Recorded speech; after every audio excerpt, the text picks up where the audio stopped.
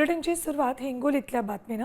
हिंगोलीतून आरोग्य व्यवस्थेला काळीमा फासणारी धक्कादायक आणि संतापजनक घटना समोर आली आहे. रुग्णवाहिकेत डिझेल नसल्यामुळे एका आईनं आपलं नवजात बाळ गमावलं.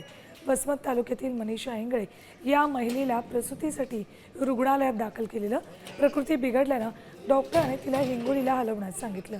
नातेवाईकांनी तातडीनं 102 आणि 108 नंबरच्या रुग्णवाहिकेला फोन केला, मात्र गाडीत डिझेल नाही असं सांगून रुग्णवाहिका नाकारण्यात आली. गरोदर मातेला तब्बल 1.5 तास ताटकळत ठेवलं. अखेर नातेवाईकांनी स्वतः पैसे खर्च करून खासगी गाडी केली, मात्र हिंगोलीत पोहोचेपर्यंत उशीर झाला होता. प्रसूती दरम्यान बाळाचा मृत्यू झाला.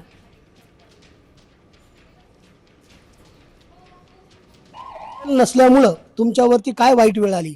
डिझेल नसल्यामुळं आमच्यावर वाईट वेळ आली. म्हणजे आमची मुलगी गरोदर होती, तिच्या पोटामध्ये पाणी झालं होतं. पाणी झालं तर मग इथं डिझेल नसल्यामुळं आम्हाला 3 ते 5:30 वाजता जवळा बाजारला बसावं लागलं. त्या म्हणल्या की ॲम्ब्युलन्समध्ये डिझेल नाही ताई, मग कसं करता, प्रायव्हेट गाडी करून जाता काय? मग तर आम्ही म्हणलं ॲम्ब्युलन्स कशासाठी, हे गरिबासाठी हे ॲम्ब्युलन्स.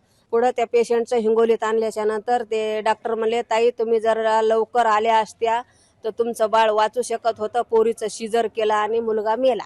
बरोबर आहे, आरोप माझा आहेच, ॲम्ब्युलन्स न मिळाल्यामुळे आमचं बाळ गेलं म्हणून. पुन्हा पोरीला दुखापत झाली, शिजर झालं. पहिलं नॉर्मल होतं, आता शिजर झालं माझ्या मुलीचं.